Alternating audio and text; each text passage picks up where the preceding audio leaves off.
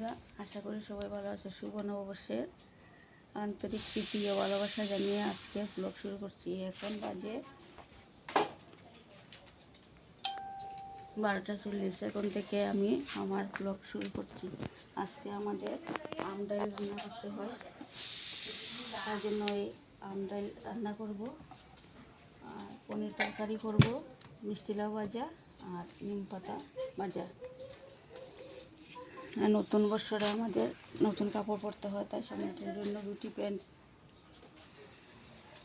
Pant আনছি সম্রাটের জন্য।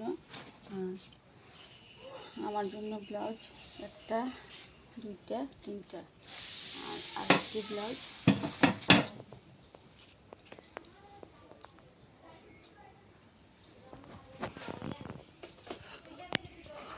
ওই আরেকটি ব্লাউজ এনেছি।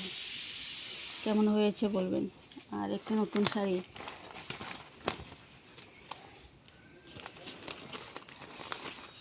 আর এইগুলো এনেছি একটু সসপ্যান আর কাপ।